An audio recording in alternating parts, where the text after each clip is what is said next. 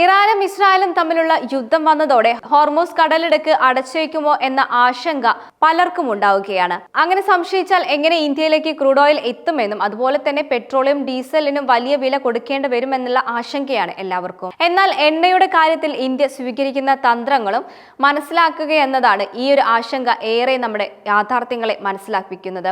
ഒരു പ്രതിസന്ധി വന്നാൽ അതിനെ നേരിടാൻ ഇന്ത്യ നന്നായി ഒരുങ്ങിക്കഴിഞ്ഞിട്ടുണ്ട്. നേരത്തെ പശ്ചിമേഷ്യൻ രാജ്യങ്ങളെ മാത്രമായിരുന്നു ഇന്ത്യ എണ്ണയ്ക്ക് വേണ്ടി പ്രധാനമായും ആശ്രയിച്ചിരുന്നത്. എന്നാൽ ഇപ്പോൾ ആ സ്ഥിതി മാറിയിരിക്കുകയാണ്. ഇന്ത്യയുടെ എണ്ണ ഇറക്കുമതി സ്രോതസ്സുകൾ കൂടുതലായിട്ട് വൈവിധ്യവൽക്കരിച്ചിട്ടുണ്ട്. ഇപ്പോൾ അമേരിക്ക, നൈജീരിയ, അങ്കോള, ബ്രസീൽ, അതുപോലെ തന്നെ റഷ്യ തുടങ്ങിയ രാജ്യങ്ങളിൽ നിന്നും ഇന്ത്യ എണ്ണ വാങ്ങുന്നുണ്ട്. ഈ രാജ്യങ്ങളിൽ നിന്നും എണ്ണ എത്താൻ പനാമ കനാല്, ആഫ്രിക്ക വഴിയുള്ള കടൽ മാർഗങ്ങൾ എന്നിവ ഉപയോഗിക്കുന്നുമുണ്ട്. ഹോർമൂസ് കടലിടുക്ക് അടച്ചാൽ പോലും ഈ വഴികളിലൂടെയുള്ള എണ്ണവരവിനെ അത് കാര്യമായി ബാധിക്കില്ല. ഇത് ഇന്ത്യയുടെ എണ്ണ സുരക്ഷ വർദ്ധിപ്പിക്കുകയാണ് ചെയ്യുക. 1990കളിലെ ഗൾഫ് യുദ്ധകാലത്ത് എണ്ണ പ്രതിസന്ധി നേരിടേണ്ടി വന്നാൽ എന്തു ചെയ്യണം എന്ന് ഇന്ത്യ ഗൗരവമായി ചിന്തിച്ചു തുടങ്ങിയിട്ടുണ്ട്.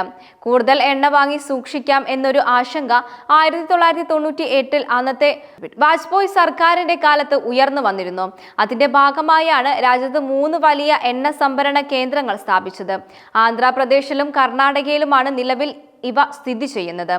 കൂടാതെ 2 പുതിയ സംഭരണ കേന്ദ്രങ്ങൾ കൂടി നിർമ്മിക്കാൻ തീരുമാനിച്ചിട്ടുണ്ട്. ഈ സ്ട്രാറ്റജിക് പെട്രോളിയം റിസർവുകൾ അതുപോലെ തന്നെ കൈകാര്യം ചെയ്യുന്നത് പെട്രോളിയം മന്ത്രാലയത്തിന്റെ കീഴിലുള്ള Indian strategic petroleum reserve limited ആണ്. നിലവിലുള്ള 3 സംഭരണ കേന്ദ്രങ്ങളും ഭൂമിയുടെ ഉപരിതലത്തിൽ നിന്നും ഏകദേശം 90 മീറ്റർ താഴെയായിട്ട് നിർമ്മിച്ചിരിക്കുന്നത്. വലിയ കൽക്കരി ഗുഹകളിലായിട്ടാണ് ഇവ ഒരുക്കിയിട്ടുള്ളത്. നിലവിൽ ആന്ധ്രയിലെ വിശാഖപട്ടണം, കർണാടകയിലെ മംഗലാപുരം എന്നിവിടങ്ങളിലാണ് ഈ എണ്ണ സംഭരണ കേന്ദ്രങ്ങളുള്ളത്. ഇവിടെ മൊത്തം 5.33 billion metric ton crude oil സംഭരിക്കാൻ കഴിയും. ഇത് ഇന്ത്യയുടെ ഇന്നത്തെ ഉപയോഗം കണക്കാക്കിയാൽ ഏകദേശം 10 ദിവസത്തേക്ക് ആവശ്യമായ എണ്ണയ്ക്ക് തുല്യമാണ്. ഇതുകൂടാതെ ഒഡീഷയിലും കർണാടകയിലും എന്നിവിടങ്ങളിലും 2 പുതിയ സംഭരണ കേന്ദ്രങ്ങൾ കൂടി പൊതു സ്വകാര്യ പങ്കാളിത്തത്തോടെ നിർമ്മിച്ചു വരികയാണ്. ഈ 2 കേന്ദ്രങ്ങൾക്കും കൂടി 6.5 ബില്യൺ മെട്രിക് ടൺ എണ്ണ സംഭരിക്കാനുള്ള ശേഷിയുണ്ട്. ഇവയുടെ നിർമ്മാണം പൂർത്തിയായാൽ ഇന്ത്യക്ക് ഏകദേശം 22 ദിവസത്തേക്ക് ഉപയോഗിക്കാവുന്ന എണ്ണ സംഭരിക്കാൻ കഴിയും. ഇതിനു പുറമെ രാജ്യത്തെ എണ്ണ കമ്പനികൾ സ്വന്തമായി സംഭരിക്കുന്ന എണ്ണ വേറെയുമുണ്ട്.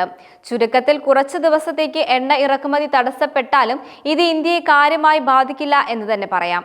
എന്നിരുന്നാലും കൂടുതൽ കാലം ഇറക്കുമതി ഇല്ലാതായാൽ അത് പ്രശ്നമാവുകയും ചെയ്യും. ഈ എണ്ണ സംഭരണ ശേഷി ഇന്ത്യക്ക് വലിയ സാമ്പത്തിക നേട്ടങ്ങൾ നൽകുന്നുണ്ട്. ഉദാഹരണത്തിന് 2020 കോവിഡ് കാരണം ആഗോള വിപണിയിൽ എണ്ണവില കുത്തനെ കുറഞ്ഞപ്പോൾ ഇന്ത്യൻ വൻതോതിൽ എണ്ണ വാങ്ങി സംഭരിക്കുകയും ഏകദേശം 5000 കോടി രൂപയോളം ലാഭിക്കുകയും ചെയ്തിരുന്നു. ഈ സംഭരണ കേന്ദ്രങ്ങളുടെ നിർമ്മാണ രീതിയും ശ്രദ്ധേയമാണ്. വളരെ ആഴത്തിൽ കല്ലുകൾ തുരന്നാണ് ഇവ നിർമ്മിച്ചിരിക്കുന്നത്. അതുകൊണ്ട് തന്നെ ഒരു യുദ്ധമോ ആക്രമണമോ ഉണ്ടായാൽ പോലും ഈ സംഭരണ കേന്ദ്രങ്ങൾ തകർക്കാനുള്ള സാധ്യത വളരെ കുറവാണ്. സ്വീഡനിൽ നിന്നാണ് ഇന്ത്യ ഈ സാങ്കേതിക വിദ്യ പഠിച്ചത്. പിന്നീട് ഫിൻലാൻഡ്, ജപ്പാൻ, ദക്ഷിണ കൊറിയ തുടങ്ങിയ രാജ്യങ്ങളും ഇതേ മാതൃകയിൽ ഭൂമിക്കടിയിൽ എണ്ണ സംഭരണ കേന്ദ്രങ്ങൾ നിർമ്മിച്ചിട്ടുണ്ട്.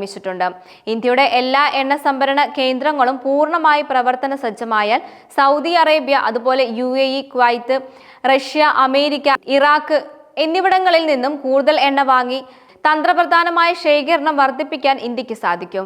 അത് ആഗോള എണ്ണ വിപണിയിലെ അസ്ഥിരതകളെ നേരിടാൻ ഇന്ത്യയെ കൂടുതൽ ശക്തരാക്കുകയും ചെയ്യും. ഈ തന്ത്രപരമായ കരാറുകൾ എണ്ണവിലയിൽ ഏറ്റക്കുറച്ചിലുകളിൽ നിന്നും മറ്റ് ബാഹ്യ വെല്ലുവിളികളിൽ നിന്നും രാജ്യത്തെ സംരക്ഷിക്കാൻ സഹായിക്കും.